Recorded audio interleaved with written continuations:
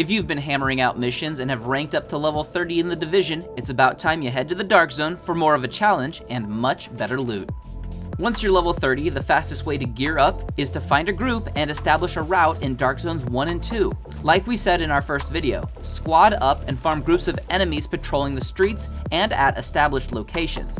Boss areas are marked as purple zones on the map and will spawn tougher mobs with better loot drops. It's also worth mentioning bosses can spawn outside of the purple zones as well. These bosses drop 2 purple items guaranteed, and these zones also have Dark Zone chests in them where again they can hold up to 2 purple items as well.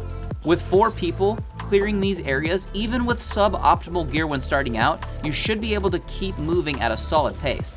If groups are not your style, soloing is doable in Dark Zones 1 and 2, but you won't have any allies to revive you or have your back, so you must be careful.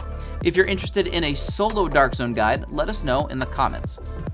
While you are on your farming route, make sure to stay consistent. There are plenty of paths to take, but moving in a circle through Dark Zones 1 and 2 is the best way to maximize your farming. If you'd like to see a detailed video on our favorite farming route, let us know in the comments.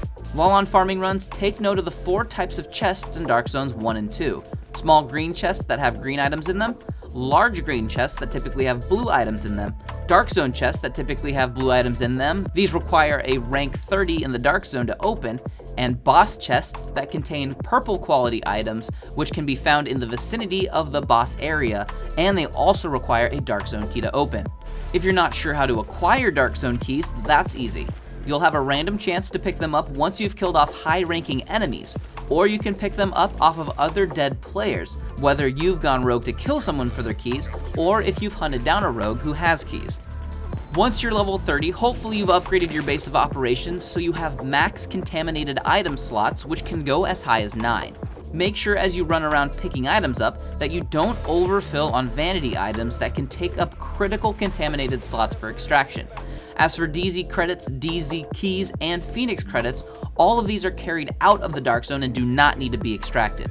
And like we mentioned in our first video, make sure you keep an eye on how much you've extracted. If your stash is too full and you try to extract loot without sufficient space, you cannot extract, which causes problems if you can't extract an item of high value.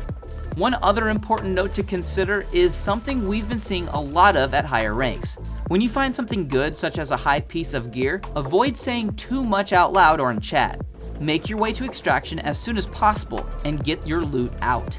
People who know you have a piece of good loot might tail you and attempt to steal whatever you're protecting. Bragging about loot out loud only invites the unwanted attention of players potentially willing to go rogue to steal your loot.